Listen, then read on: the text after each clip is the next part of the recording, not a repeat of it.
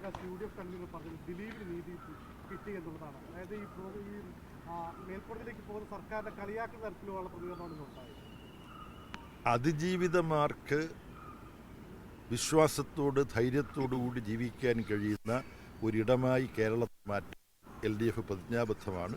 അതുകൊണ്ട് നീതി ആർക്കെങ്കിലും നിഷേധിക്കപ്പെട്ടു എന്ന ആശങ്കയും സംശയവും സമൂഹത്തിലുണ്ടെങ്കിൽ അവരുടെ സംശയം ദൂരീകരിക്കാൻ വേണ്ടി അതിജീവിതമാർക്ക് പൂർണ്ണ സംരക്ഷണം നൽകാൻ വേണ്ടി ഏതറ്റം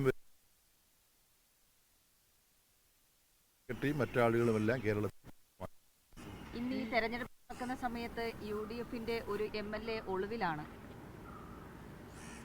അത് ഒരുപാട് ചർച്ച ചെയ്തുകൊണ്ടിരിക്കുന്ന ഒരു കാര്യമാണല്ലോ.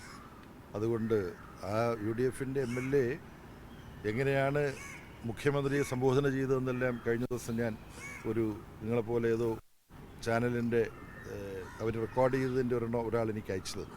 അപ്പോൾ വളരെ ധിക്കാരപൂർവമായി ജനാധിപത്യ വിരുദ്ധമായി പെരുമാറിയിട്ടുള്ള ഒരു വ്യക്തിയാണ് അദ്ദേഹത്തിൻ്റെ യുവജന സംഘടനയുടെ നേതൃത്വത്തിലേക്ക് വന്നത് തന്നെ ആ സംഘടനയുടെ ചട്ടങ്ങൾക്ക് വിരുദ്ധമായി കൃത്രിമമായി വോട്ടേഴ്സ് ലിസ്റ്റിലൊക്കെ പേര് ചേർത്തിട്ടാണെന്നൊക്കെയുള്ള ആക്ഷേപം ഉണ്ടായിരുന്നു.